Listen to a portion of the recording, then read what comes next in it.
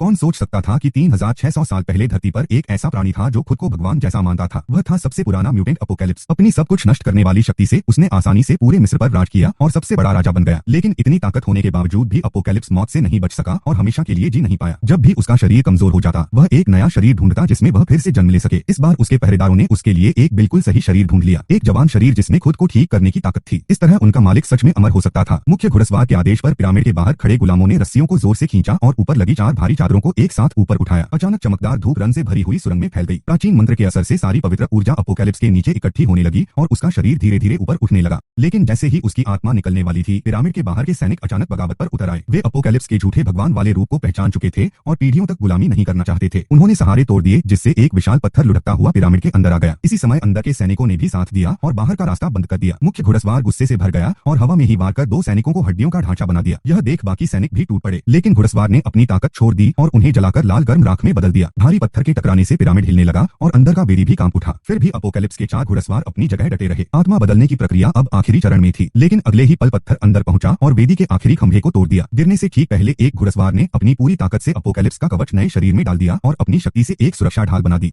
अगले ही पल वह पत्थर के नीचे कुचल गया। आखिरी सांस तक उसने अपोकैलिप्स को गिरते पत्थरों से बचाया। फिर सब कुछ शांत हो गया और उसने अपनी आंखें सदा के लिए बंद कर ली। लेकिन अनुष्ठान का आखिरी कदम पूरा न होने के कारण अपोकैलिप्स जाग नहीं पाया और अंधेरे में दबा रह गया। हजारों साल बाद अपोकैलिप्स के भक्तों का एक समूह वहां पहुंचा। जैसे ही उन्होंने वेदी पर मंत्र पढ़े, ऊपर से आती धूप की एक किरण ने अनजाने में अनुष्ठान को पूरा कर दिया। अगले ही पल अपोकैलिप्स ने अपनी आंखें खोल दी। 3000 साल पुराना विश्वासघात याद आते ही उसके भीतर गुस्सा भर गया। उसने अपनी पूरी ताकत जुटाई और ऊपर दबे सारे पत्थरों को उछाल दिया, जिससे पूरा दृश्य धूल में बदल गया। दुनिया भर के म्यूटेंट्स ने उस डरावनी लहर को महसूस किया।